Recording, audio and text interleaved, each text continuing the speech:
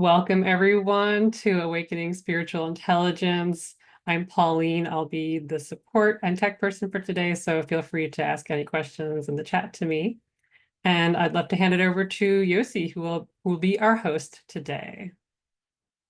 Thank you, Pauline. I am the co-host along with you. Always delighted to be with you and the rest of you who are gathered up here. So welcome, welcome, whoever, wherever you are. And we're opening our first Awakening SI meeting for 2025 with the meeting on the theme of openness. So just because it's a new year and we're working with the theme of openness, I put on a collared shirt, which I don't usually do. I usually wear my cashmere sweaters, which are my favorite, but I thought I would be open to new possibilities with this theme. So just trying to be open to possibilities. So anyway, hope you're open to my silliness. But before we jump into the content of a meeting, I'd like to ask you to all of us to take a moment and connect with ourselves and connect with each other. And to do that, simply ask yourself, how open am I to life in this moment? So on the scale of 0 to 10, like 10 is completely open, flowing, no resistance, feeling alive, enlivened, inspired, whatever you associate with openness, or 0, I'm kind of numb, half asleep, and you could just jot that number for yourself. And you don't need to share it, although if you'd like to, you could put that out in the chat if you care to. But it's just kind of checking in with ourselves and seeing where we are in this moment. But what I would like to invite you to share is where you're plugged into this grid of light from. And I call it a grid of light because really we're seeing each other through light rays from our eyes and the screen, and the internet is primarily electromagnetic radiation transmitted over fiber optic wires. So really it is all a big light grid that we're plugged into. I know it's both metaphorical and actually it's true physical. But we'd love to know where you are plugged in to this light grid from. I presume it's on planet Earth. If you're not on planet Earth, would love to know that too. And perhaps in addition to the place, you could put a couple of adjective words about your current state in this moment. Yeah. So let's see what we have in the chat here.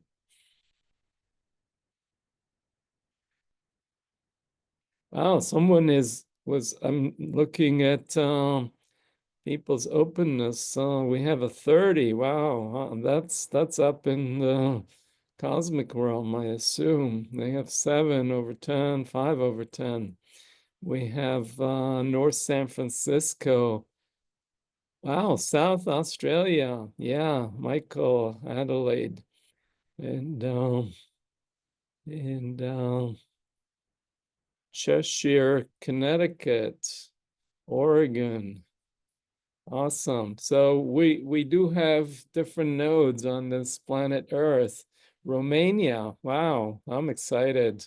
And someone here is excited and tired. So it's exciting to see that we can be both excited and tired at the same time.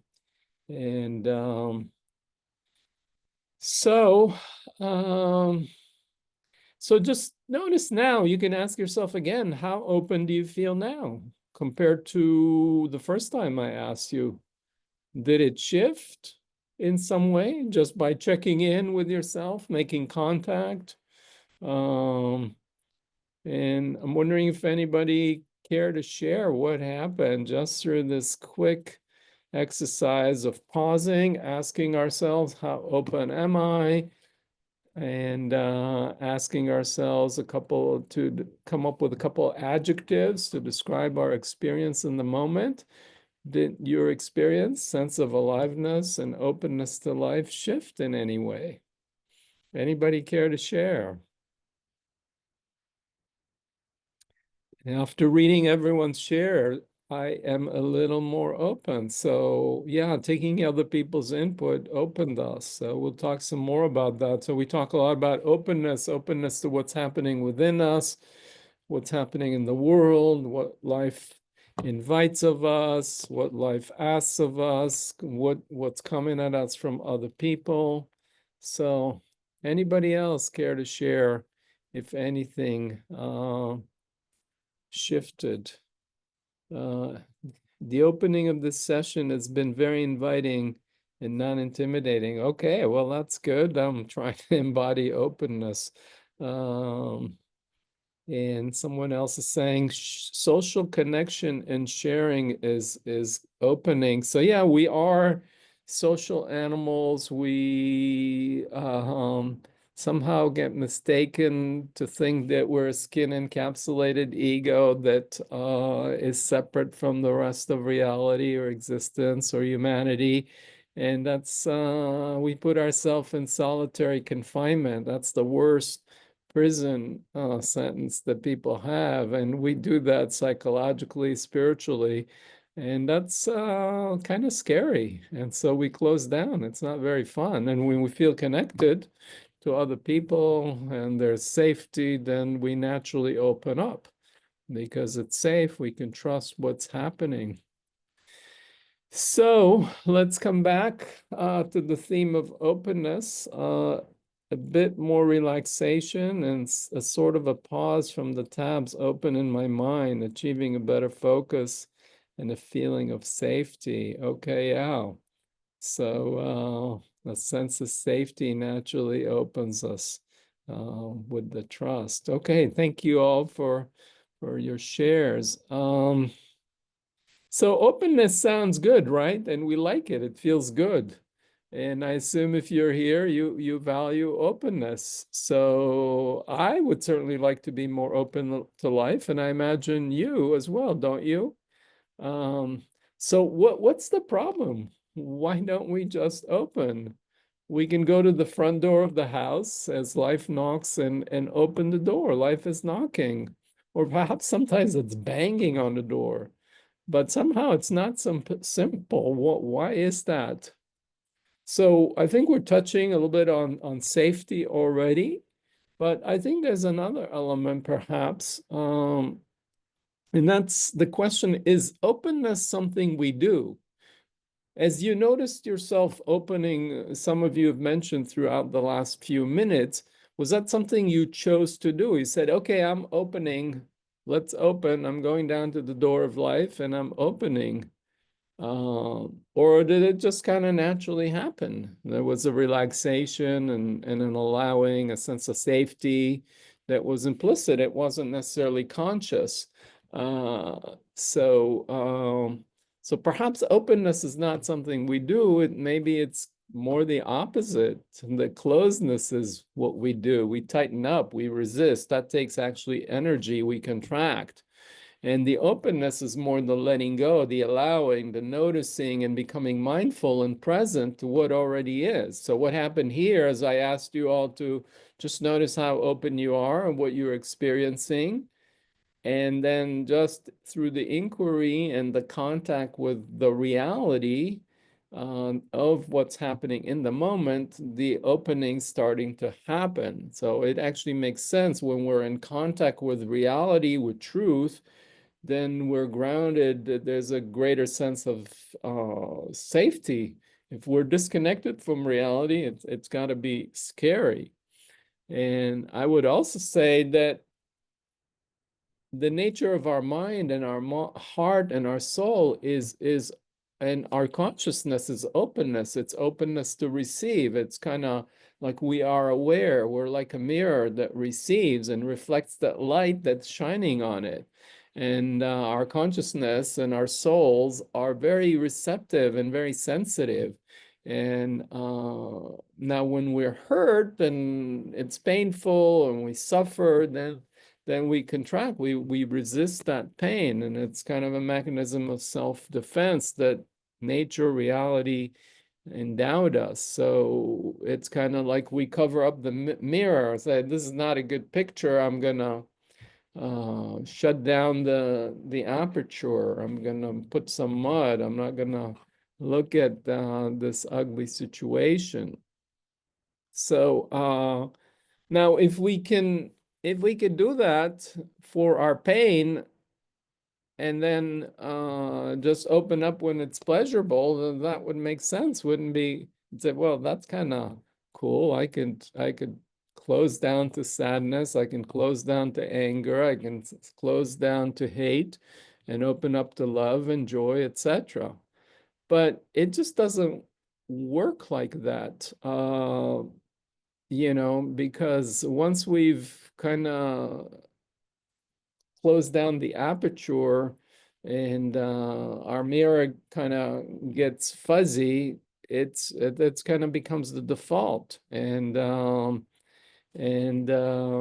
yeah, and as I pointed out, it's not something that we are consciously doing most of the time. So, if you say to yourself, well, I'm happy to open up to my joy, to my love, to my so-called negative emotion, positive emotions, but the negative ones I naturally prefer not to feel. Um, let's do a little experiment and see. So in this moment, is there something that you're experiencing that is pleasant or at least okay? Is there some part of you that's feeling joy or love or openness or peace or relaxation, whatever it is? So just scan yourself, your interiority, your psyche, your heart, your body, however you want to think about it. And if you find something that's okay or pleasant, place your attention to it and see if you could just open up to feel that love, that joy, that peace as much as you can. And let's just take a moment and open to that pleasant feeling. Could be pleasure.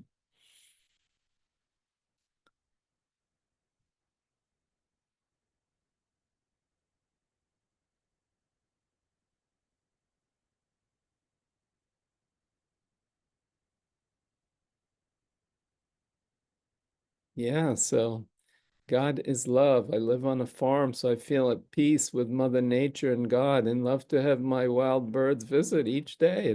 What a blessing. What a blessing. Thank you for sharing that. So I'm curious right now, as you opened up to this pleasant experience, were you able to stay with it? How open, how open did you remain with love, with God, with whatever? Maybe it's the aftertaste of chocolate in your mouth, or you know, the the pleasant sensation of your heart beating, or whatever it was. So it takes intention, focus to stay in that space. So, okay, great. So can you take a moment and focus on that place that's pleasant and completely open up to it? I think for most people it's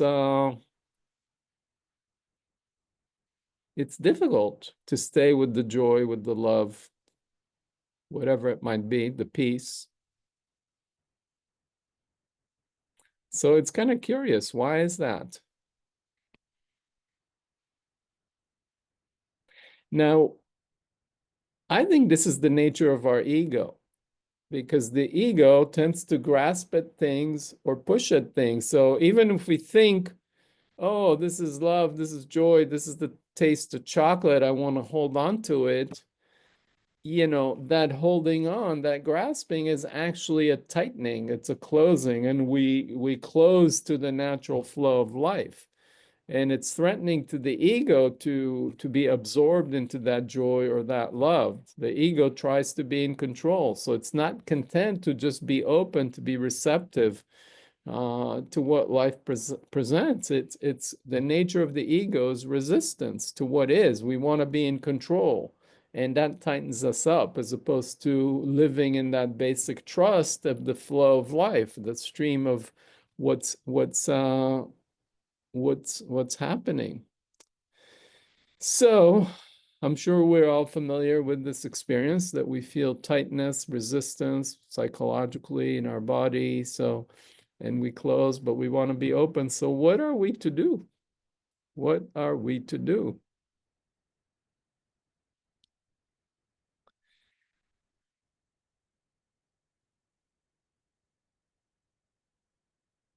So here we have, I was tuning into the pleasant sensation of my rhythmic breath. At the same time, I was feeling the vulnerability of my heart. They are allies, learning to be present together. Yeah.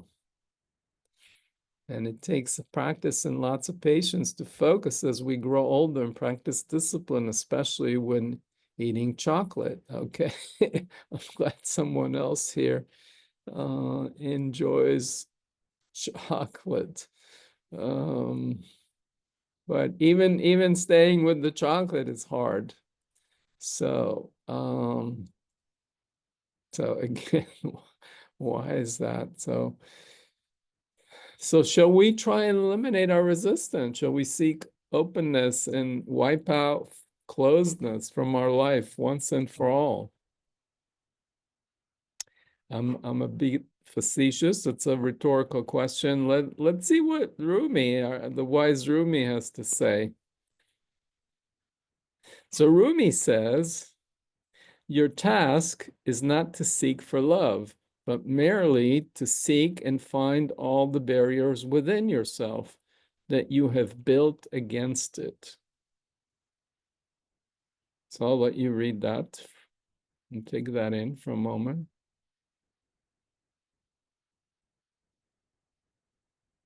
So if we follow Rumi's advice by analogy, I would argue essentially what Rumi is saying, let's open to our resistance. Let's open up to the parts of us that are not loving. Let's actually love those.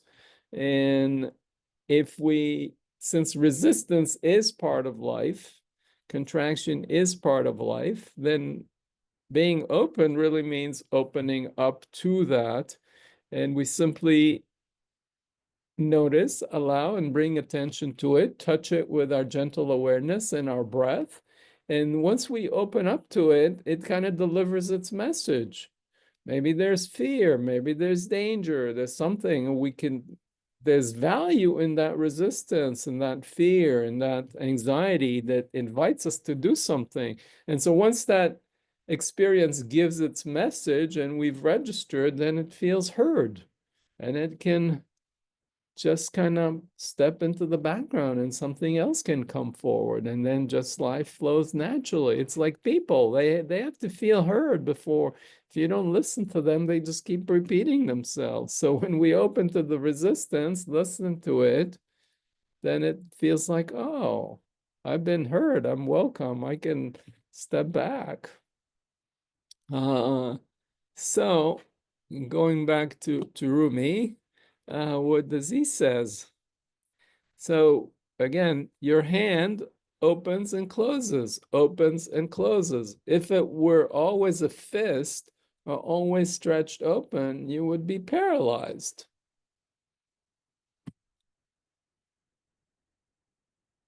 So point is that this is the nature of life. We open, we close, we open, we close. It's kind of like that. And trying to fixate on always being 100% open is actually itself its own resistance, its own closing down, it's grasping, it's pushing, it's resisting. So even our fist, even our resistance serve a function, and we open and welcome all. So another wise person, Adyashanti, a spiritual teacher you might have heard of, who says, when we are completely open, even if it is difficult, we have stopped fighting against life. We have stopped moving against whatever situation we find ourselves in. And there is possibility for discovery. And this is where a great movement of grace can occur.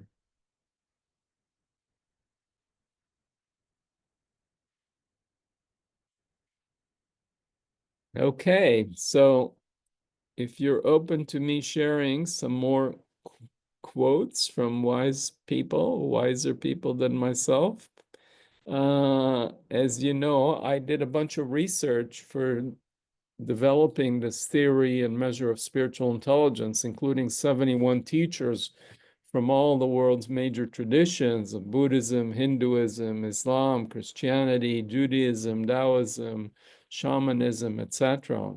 There were at least 4 teachers from each of those traditions, and I wanted to see, do they share common values, common virtues? So regardless of their theology, cosmology, whether you believe Muhammad was the final prophet, or Jesus was the Messiah, or the Buddha was enlightened, or Moses went up to the mountain and saw God face to face, or Father Sky and Mother Earth are the source of everything, whatever your theology, cosmology, what was exciting is that the same qualities were seen as virtues, and purpose, service, etc. And openness was one of those qualities. So again, regardless of the tradition, openness was seen as a quality. And this is what some of them have said. So I practiced opening to life itself, to whatever circumstances, person, or situation is in front of me.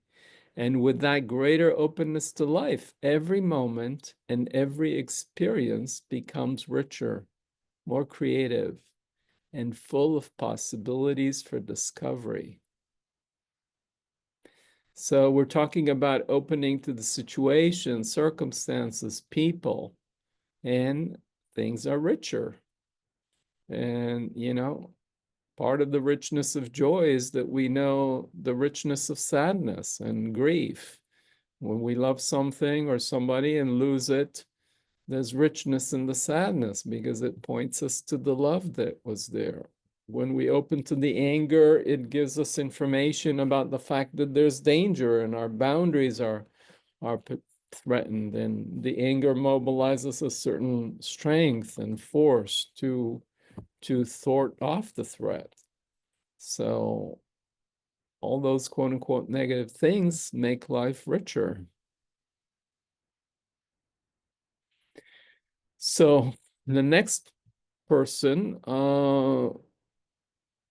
talks about, I'm actively cultivating feedback from my community and what I can do better as their leader. It sets an example, a tone and a culture of mutual feedback. It breeds trust and fosters an open atmosphere for interpersonal learning and growth. How true. I think this is true in businesses and organizations and spiritual communities, in relationships, be they business relationships or romantic relationships, opening to listen to our partner, what hurt them, what they need, how we failed them. Before we get defensive, we may agree or disagree, but can we just be open to be curious to hear their perspective? So now, what prevents us from doing that? Again, we talked about safety, and a lot of it has to do with a sense of trust, that we can trust that we'll be okay, even if our partner criticizes us or complains about something. So can we trust ourselves, trust reality? And then we can open and welcome everything. So here's what the next person said. I welcome everything that comes instead of worrying about what I might think could be a threat. After all, how could reality or truth be a threat? Can reality be a threat? Can truth be a threat? If you want to live in delusion, perhaps. But ultimately, all is part of the one. All is part of truth. All is part of reality. Whatever name we give it, God or otherwise, or Buddha nature or true nature. So here's another quote. We have been instructed to love God with all our heart, with all our soul, and with all our might. That's why I love inquiry and discovery. And since all is an expression of the one or of God, then I practice opening to everything as I want to know what is real, what is truth, truth being one of the names of God. So the person continues, but we'll continue on the next slide here, but just take a moment to read this again silently or out loud if you care to for yourself.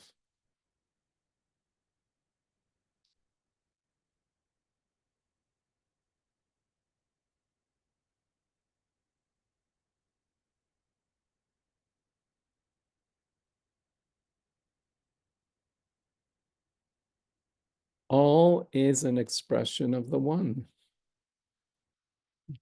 Okay, so let's continue with the next part of this quote. So opening to everything includes opening to other people in particular, as all humans are made in the image and likeness of God.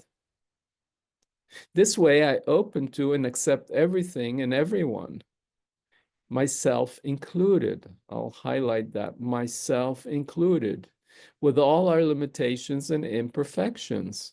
And it brings more reverence, ease, and peace into my life. I'm not at war with reality.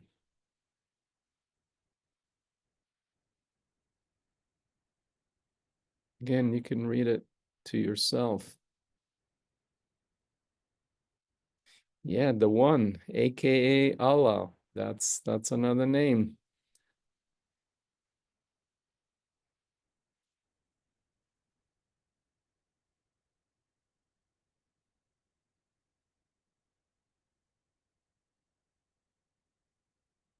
La ilaha in Allah, as the Sufis say. There's nothing but God.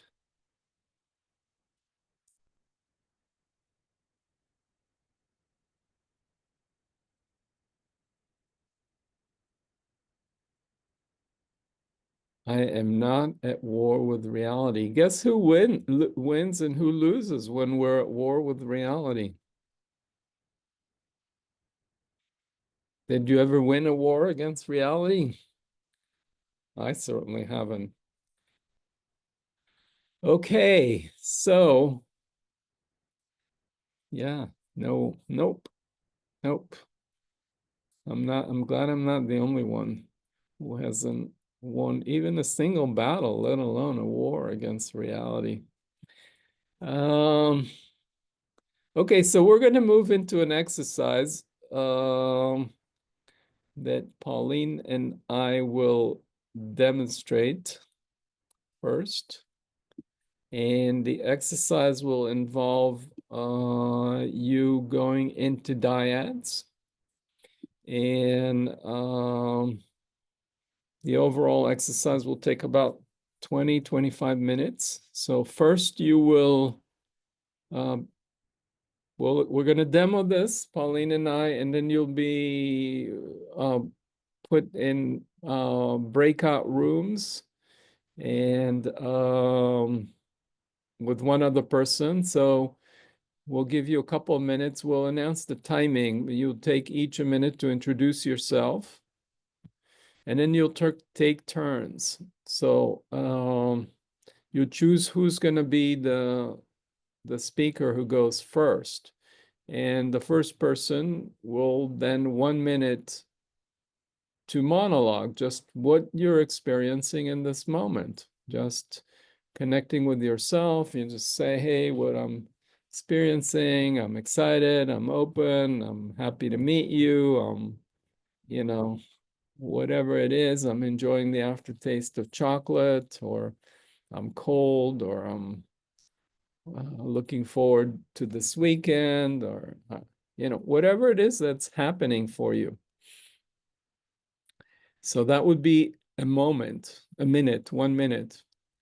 And then after that, there are going to be 3 sets of questions, repeating questions. And the first question, and you'll do that for question for 2 minutes, is tell me a blessing or a gift life has bestowed on you.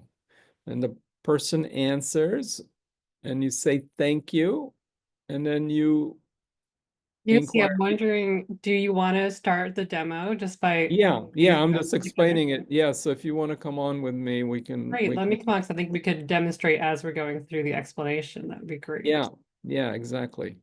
Okay, so I'll be the one answering the questions. If you want to ask me, we'll Okay, pretend yeah, like so actually, yeah, I probably should have started. So assume we've gone through the introductions. We've each spent a moment. Hi, I'm Yosi, and I'm the chief bottle washer here, and now you got your minute. yeah, so I'll say I'm Pauline. I am the support person and chief dance officer. And then we'll choose who goes first. So I can go first in terms of I'll be speaking from my experience, and Yeah, you can ask me the yes. questions. Yeah, so actually you're gonna do a 1 minute monologue. You can shorten it up. So first I'll just go through all the steps so we're not confusing people. So you want to just take a few seconds and talk about your experience in the moment. Yeah, in this moment, I am remembering the exercise we did earlier, just finding something pleasant in my body. And I remember from earlier, my pinky toe on my right foot felt sort of peaceful. So I'm just tuning into that. And besides that, there's a little bit of tension and tiredness in my body. Okay, so yeah, so this is a little shorter, but you'll have a minute to kind of describe your experience in the moment, whatever's happening. So then we're going to go into these repeating questions. So I'm going to ask Pauline, tell me a blessing or a gift life has bestowed on you. And just an aside, Yosi's voice or my voice is actually going to come through the breakout room. So you'll know when it's time to switch from one section to the next. For example, we're switching from the monologue now to the blessings or gifts section. So you'll know when it's time to switch to each new part. Okay, so back to me role playing the demonstration.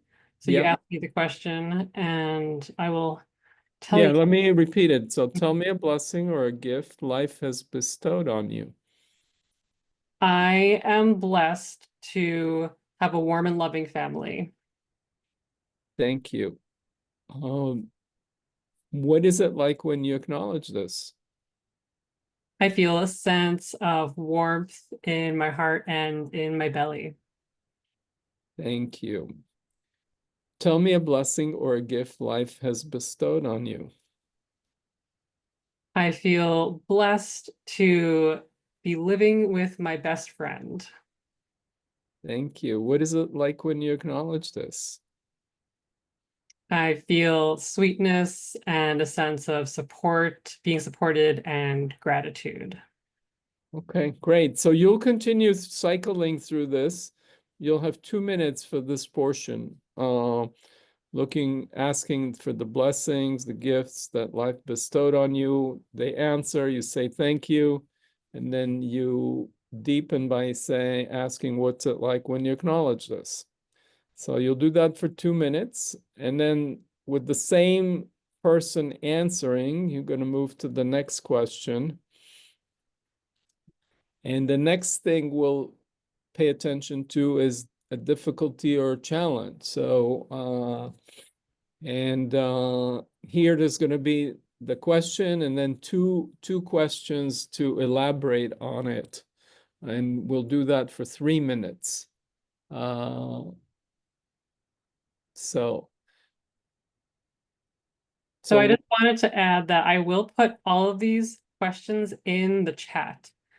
Before you go to the breakout room, I'll drop them in the chat. And then when you're in the breakout, you could open up your chat window so you can read them. You don't have to memorize them all. But also, again, one of us will come on and tell you it's time to switch to the difficulty or challenge set of questions. yeah, and I see a comment here on the chat that someone doesn't have a mic, and we'll figure out a way to work with you with that. I have some ideas, but let me continue for now here with the demo. So so now we're looking at this section. So tell me a difficulty or a challenge life is presenting you with. So a challenge I'm facing right now is working on how to grow my business in the right way. Thank you. How are you relating to this difficulty or challenge? I notice I move between excitement and then avoidance and fear. Thank you. What happens when you open a little more to embracing it? I notice myself taking a deep breath. I feel there's some tightness in my belly and like a feeling of resting around that tightness. Thank you. Tell me a difficulty or a challenge life is presenting you with. I'm feeling the challenge of taking the next big steps with being more public, sharing my offerings more publicly. Thank you. How are you relating to this difficulty or challenge? I notice some hesitancy and wanting to get a lot of people's input. Thank you. What happens when you open a little more to embracing it? I notice a sense of relief in terms of just acknowledging that I'm looking for support. It's not, I don't have to do it alone. So that feels like a good acknowledgement. Okay, great. So you'll do this, we're going to cut it short for now, but you'll cycle through this part of challenges and difficulty for 3 minutes. So again, you'll ask the difficulty, the challenge, the answer, thank you. How are you relating to this difficulty or challenge? The answer, thank you. What happens when you open a little more to embracing it? The answer, thank you. You go back to tell me a difficulty. Okay, so you do that for 3 minutes, and then we'll move to the next step, which is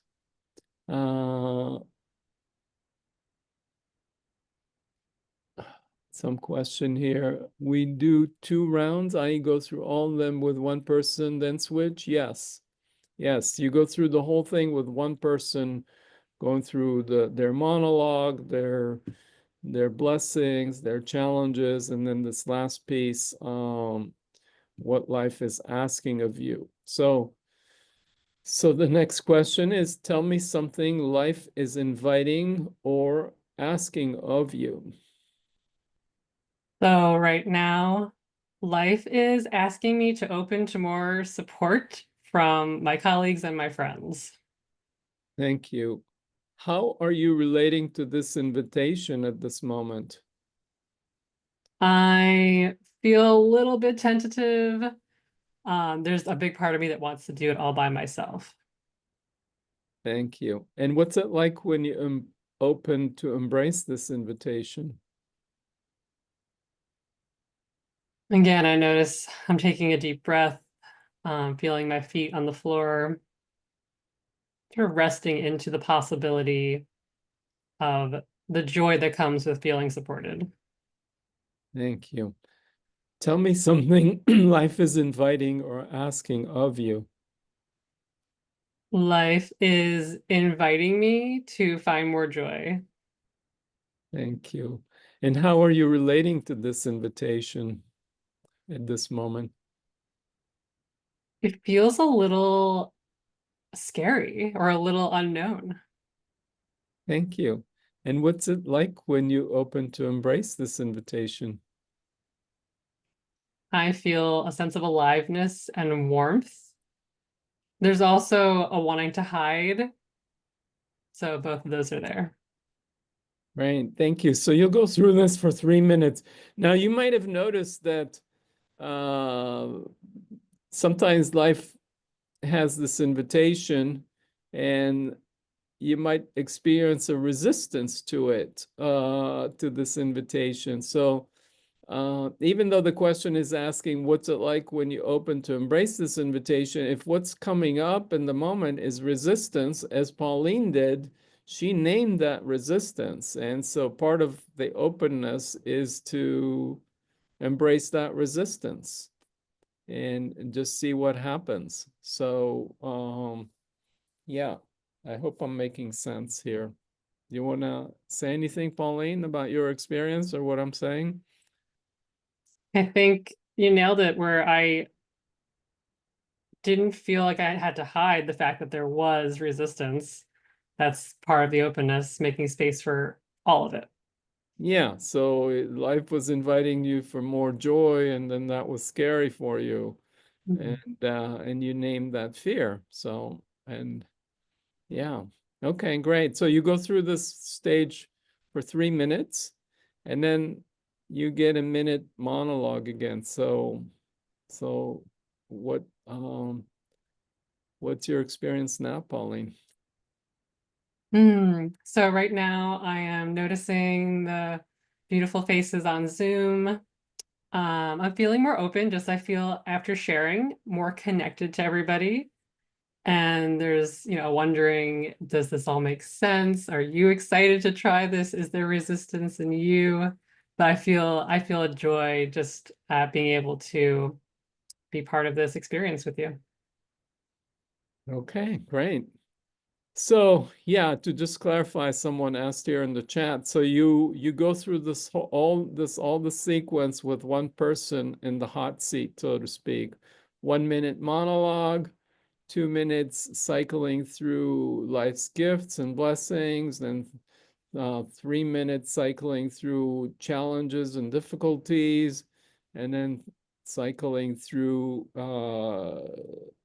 life's invitations. And with each of those, there's sub questions that you're looping with. And then at the end, um, 1 more minute of monologue. Then you switch roles.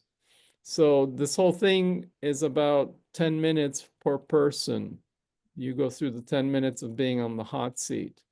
It might take a minute or two longer just because of transition time between questions as you wrap them up. Um, and so after you do that for one person, you switch roles. You could do that for the second person, another 10, 11 minutes. And then you'll have just 2 minutes to debrief together. Like, what was that like for you? And then you'll have 5 minutes of a bio break. Uh, and then we'll come back to the big room to share. Um, are there any questions, or do people feel the pressure to get their bio break first? Or we can I reverse. have a question before we touch base with the room, just for people watching the recording. What do you suggest, Yosi? Ah, thank you. Thank you for bringing that up. I would suggest people just, if you have a partner that is excited to do this with you, you could do it that way. Otherwise, you could just do this as a journaling. So exercise, you could do that as a monologue with a tape recorder on your phone or whatever. So you could start out 1 minute, what's happening now, then kind of ask yourself what is a blessing or a gift life is bestowing on me? What's it like when I acknowledge that? Go for a few minutes with that, then go to the next set, which is uh, what is a difficulty or a challenge in life is presenting, and how do I relate to it and what happens when I acknowledge it, spend a few minutes with that, and then go to what is life asking of me and go through that sequence, and then do a closing monologue journaling on what you're experiencing now, that you have paid attention to your gifts, your difficulties, your challenges, as well as life's invitations, and you could do all of this on your own. And I will be sure to put the prompts in a comment below this video if you're watching the recording, so you can read that there as well. So there's a couple other questions in the chat here. Can we ask for our preferred person to work with? If both of you have agreed that you want to work together, then we could probably arrange that. But I'd rather avoid the awkwardness of you say, oh, I prefer to work with someone else, and put them on the spot if they may or may not. But if you've prearranged to work with someone, I would say we could probably arrange that, right? Pauline, you're the tech guru here. Yeah, like you said, if it's prearranged, you can privately message me and I will try to set that up. Uh-huh. And then for the person who doesn't have a mic, I am wondering, we could do it one of two ways. We can, Pauline or I can go in with you and just ask you, and you can answer out loud. We won't hear your answers. So that would be one way. But you get to be prompted and someone will hold space for you. Or you could do it as we talked about, as on your own, as a journaling with your phone or whatever recording device or journal you want to do. So it's up to you. You want to just let us know. And if there aren't any other questions about the exercise itself, I'm going to go ahead and pause the recording so we can sort out any other in the room logistics. But let me know if there's any practical exercise, like how to do the exercise questions. Yeah. Okay, so I'm going to pause the recording. Welcome back, everyone, from the breakouts. Yeah. Welcome. Welcome. So would love to hear how that was for you, what you noticed, what you learned, what you forgot.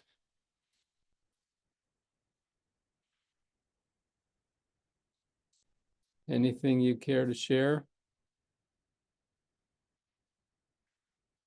Can put it on the chat. You could come online here. Would love to hear your experience or any questions you might have.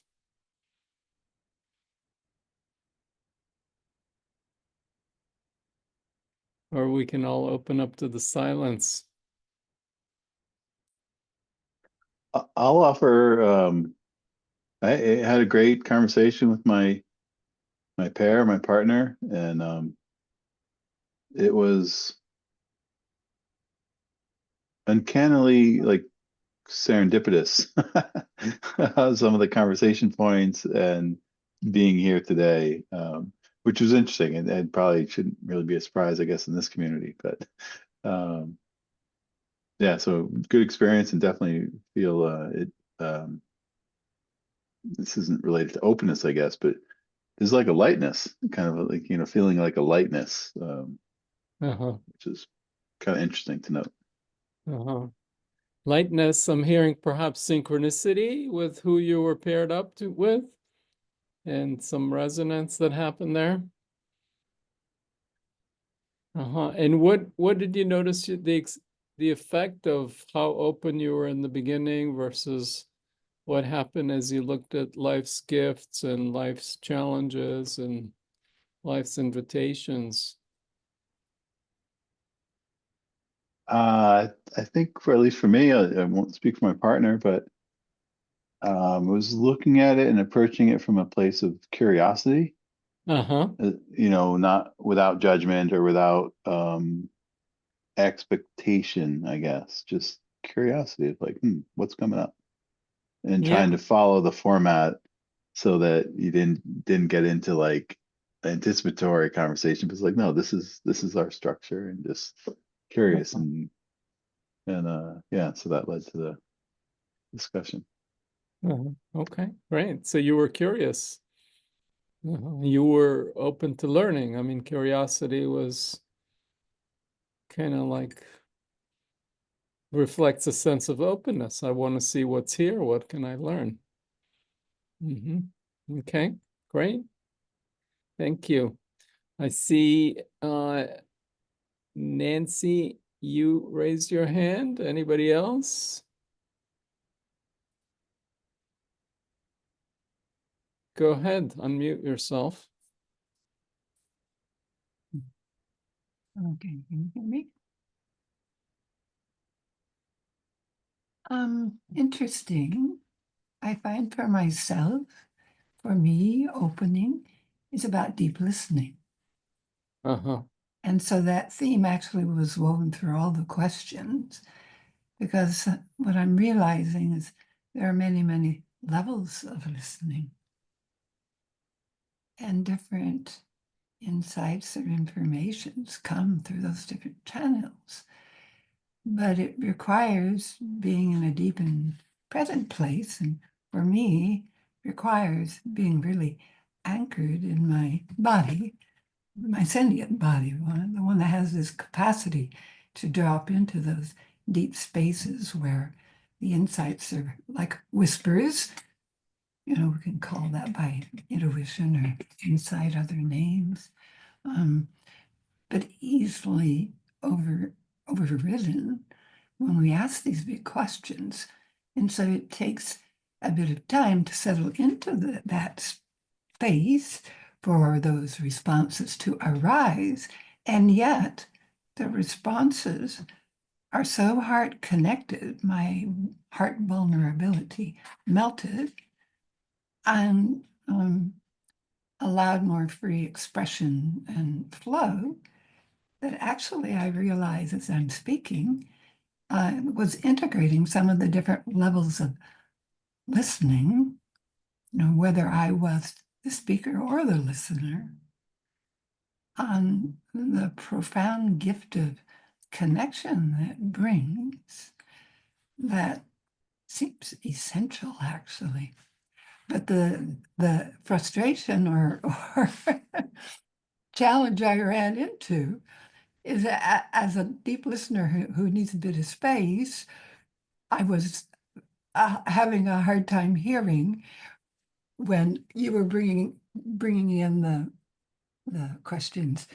But I was so happy that we had the wonderful encapsulation that you put in the chat. And so I was actually using that because it gave me more time to respond, even if it meant I had to talk over your voice because I had the information already. And it was profound with both of us. Something interesting happened at times. We got ahead of you because we were both so heart connected and our insights were flowing. So there's something to this whole thing about the deep listening that comes this way, so that this one isn't anticipating, jumping in, taking, you know, bringing in other thoughts that are irrelevant to what I'm experiencing in the moment. Yeah, so you were listening to your inner guidance and you were following it. And Exactly. that was the main signal, and my voice was sort of noise, but you were able you were able to follow your inner guidance. You were listening to that. Now, it's interesting for you, the dominant, thing is this notion of listening. Now, I'm assuming this is not listening just with the external ears, it's listening with the inner ears, listening to the inner voice, listening to the sensation, listening to the emotion. And that's beautiful. I'm just aware also that, particularly in the Jewish tradition, the commandment is Hear, O Israel. It's like the invocation to listen is to we encounter God in the still silent voice. Yeah. And so, but different people are oriented, some visually, some sensorially. But for you, the metaphor of listening is powerful, and you followed and listened to your guidance. It actually vibrates in my bones. Yeah. And what's it like to have people here in this group, this community, listening to you now? Well, I consider it a privilege when people listen, Uh-huh. because I'm often, I'm a bit of a visionary. I experience things before they're visible to other people. So I often don't speak because I don't want to speak prematurely to to create anything people will consider an agenda. So Uh-huh. sometimes I hold it like a prayer. But when I have invitation, that's different. Yeah.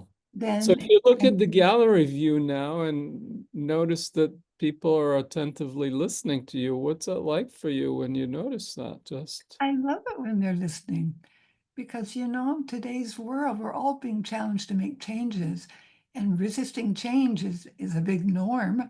So when people are listening, it's like, wow, people are taking in what's coming through me. That's like amazing. I must have said something people really wanted to hear or were curious to hear at least. or they're interested in you. Occasionally. I like that, especially. All right, good. That's All how we right. build community. Yeah, thank you, Nancy. Anybody else care to share?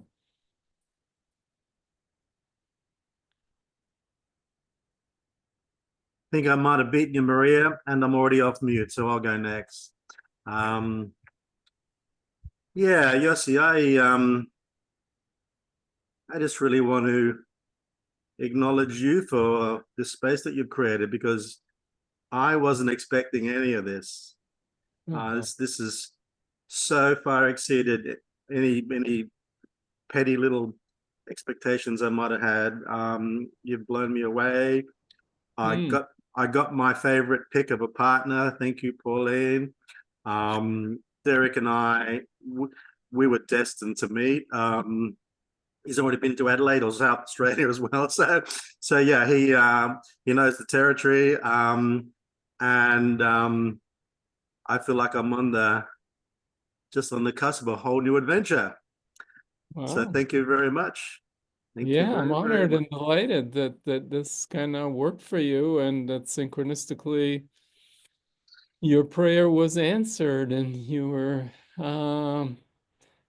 paired up. And yeah. But you were open. It sounds like you were open, like you didn't know what to expect, you said, or it exceeded your expectation, but there was a certain level of openness to be surprised.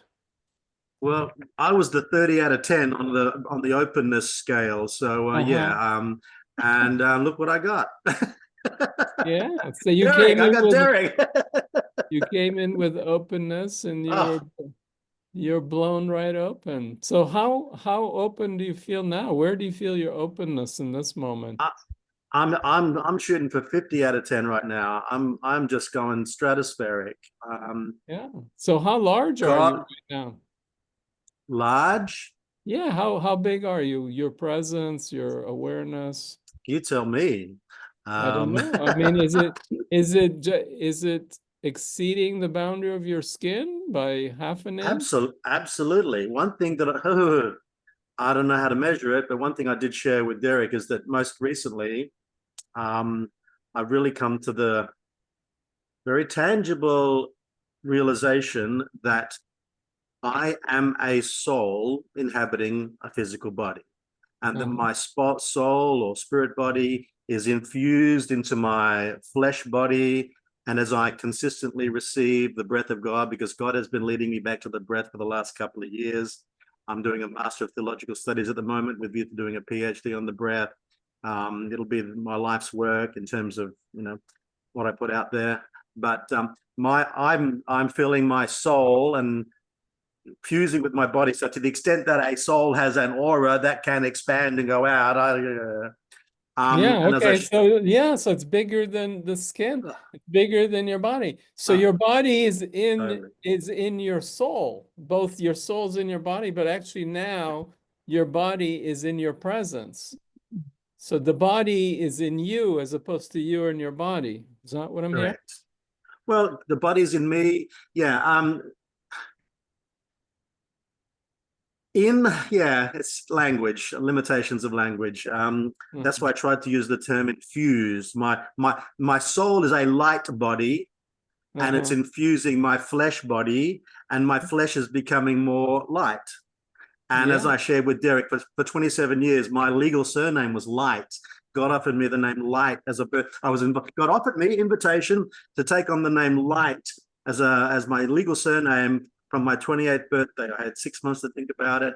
Big process. I won't go into the whole story. But for 27 years, Light was my legal surname. My middle name happened to be Angelo, so it sort of worked. Angel of Light, right? But it was effectively my spiritual practice for a good 27 years. I think I flunked a lot of stuff, but still, I've gone back to my Italian surname to get my Italian citizenship, but I'm now learning to live without my surname, which is why I capitalize the EL. And if you're Jewish, you should know what the EL represents on Michael. So I'm coming out as God, and look out, people, here I come. Yeah, well, you are part of God and you are light and you're radiating light right now.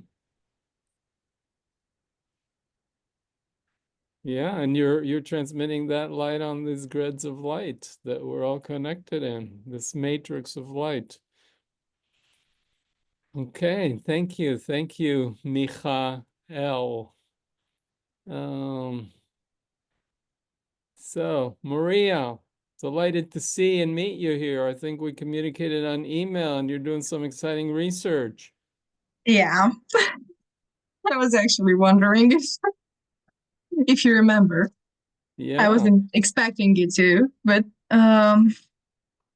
it's refreshing to meet people with similar interests. And I was actually really happy when I saw the invite in the email.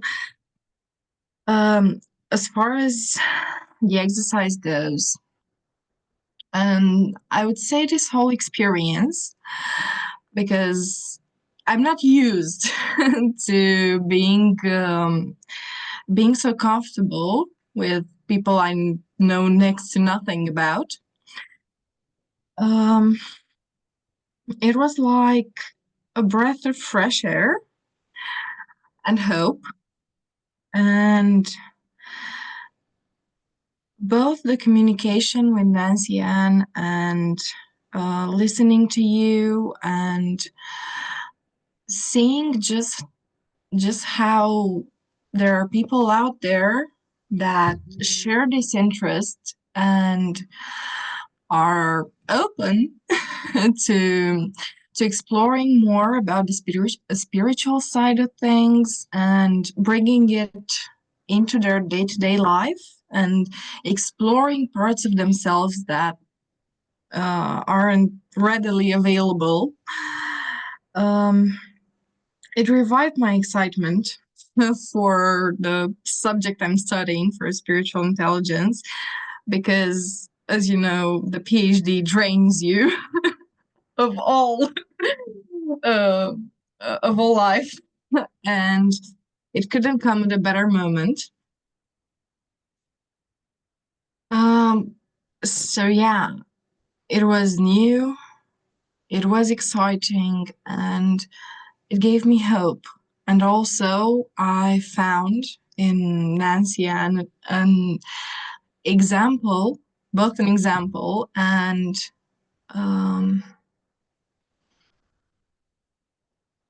I would say the sort of connection that I generally heard about, the sort of presence that I heard about but rarely felt in another person, even though I am a therapist myself. I've been in therapy, I am in therapy, and been studying, met people that are like they create presents for a living for other people, but I don't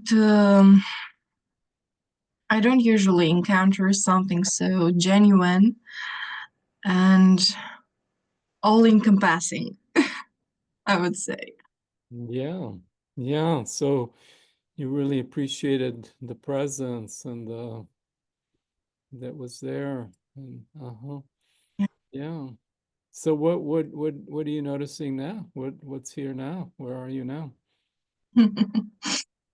I'm not as tired as I was when we started the meeting. Pretty late over where you are. Hmm? It's pretty late where you are, and Yeah, it's past 11 p.m. Um, and after a full day of statistics and uh, therapies, and now I'm much more settled, I would say. Settled and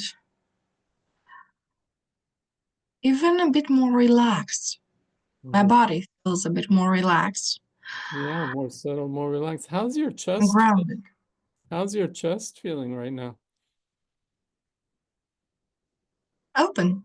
Open. Okay. When you just look inside, listen inside, what do you find there? Um, some more of that light that I I once had there. Okay.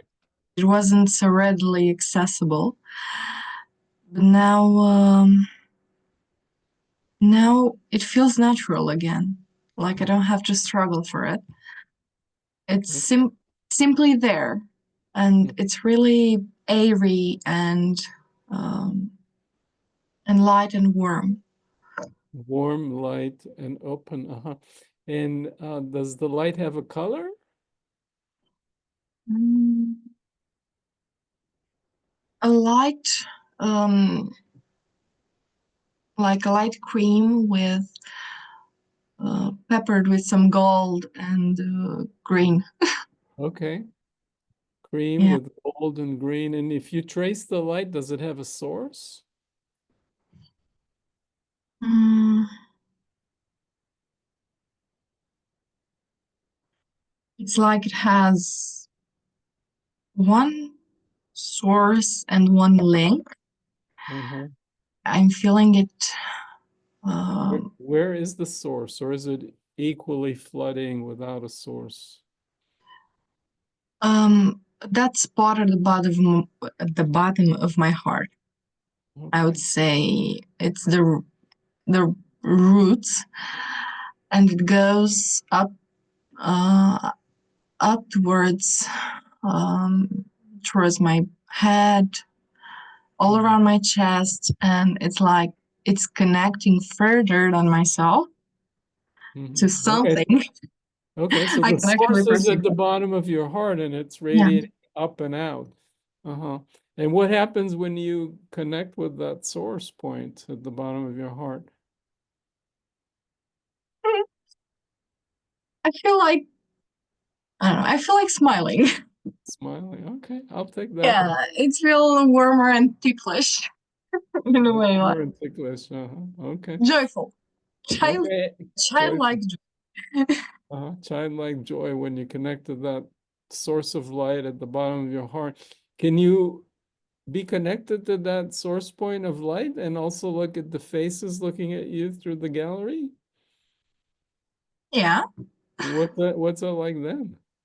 When you're connected both to your source of inner light and then the presence of others around you. It gets amplified. Gets amplified. All right. Yeah. Okay. Well, thank you for sharing that. That's delightful. Thank you for listening. Yeah. Okay. Well, that's been an exciting journey. Thank you all for joining us. And Pauline, do you have any comments or anything else, or should we move to talk about our next event? Well, I'm feeling just a lot of joy at hearing these shares and open, excited about what's next. So I'd love to share the announcement for our next meeting, hoping that you'll be able to join us for that. So as you can see, and Yosi, would you like to share about when and why we're having this meeting on this certain day? You're on a roll. Keep going. Well, we jointly decided it would be appropriate to host the next event on Valentine's Day, Friday, the 14th of February, same time, and the theme will be devotional love. And you don't need to have a Valentine. Devotional love can be directed towards many different people and things, including ourselves. And what else do you want to say about devotional love, Yosi? I love it. I'm all in. I'm all for it. Yeah, I'm glad you mentioned, it is Valentine's Day in the US. Not sure everybody has it globally, but it's basically just the theme of love and devotional love. We could be devoted to ourselves. We can be devoted to a human partner. We can be devoted to God, to reality, to truth. And I am excited to see what comes up as we bring more devotional love and into the field, into the space. So, Same. any comments, questions? Anybody scared of devotional love? It's a big word,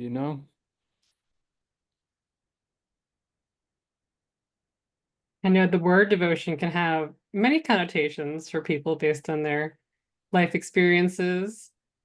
So yeah, just really curious to hear if you have positive, negative, no connotations with the word.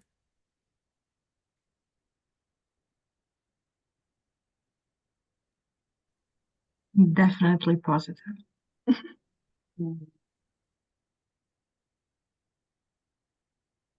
Okay.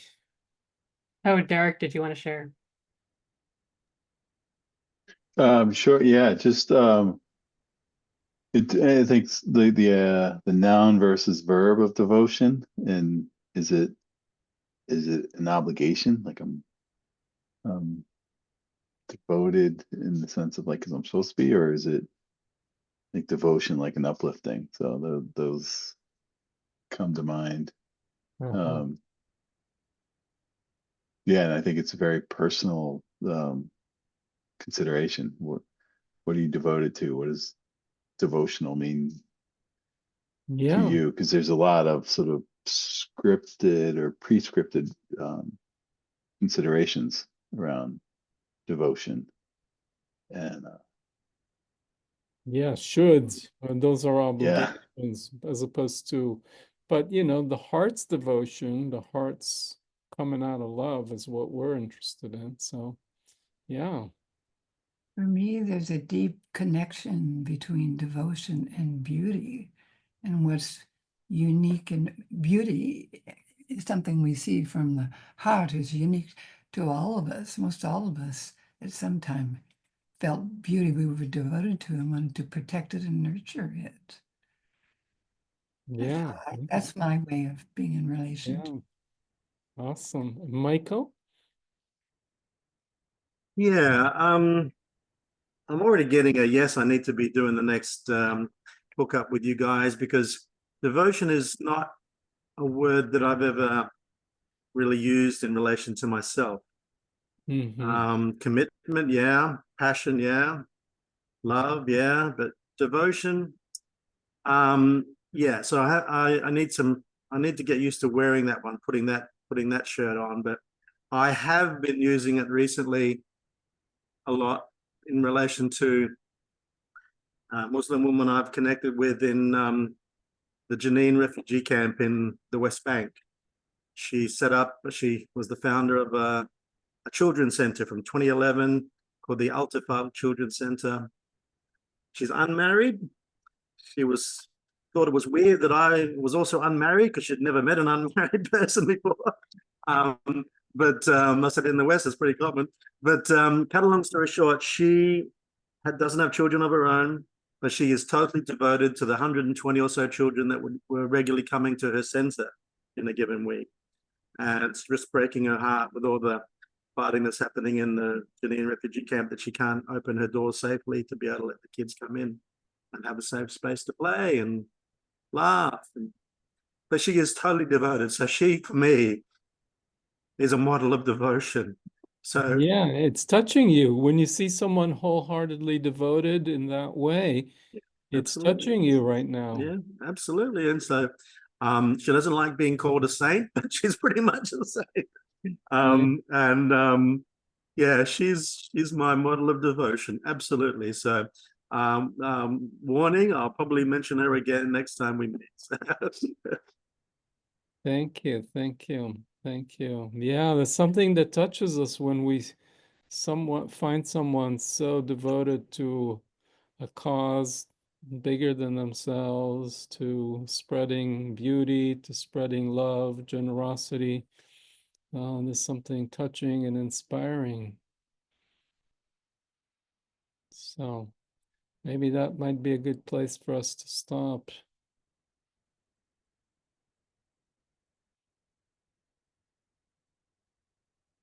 And you could just take a moment, check in with yourself, and if there's a word or two you want to put in the chat, like what you're experiencing in the moment. I'm experiencing reverence and sacredness.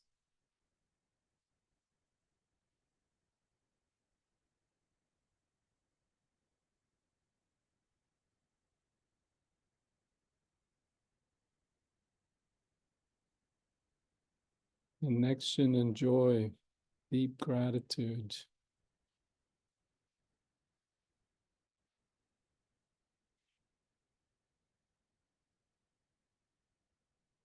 Well, amazing how fast time went by. Yeah, time flies when you're having fun, they say. Okay. Well, thank you all for joining us and contributing your heart, your presence, your wisdom, your vulnerability. And I look forward to seeing you hopefully again soon.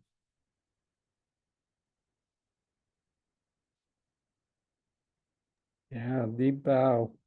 Thank you. Thank you.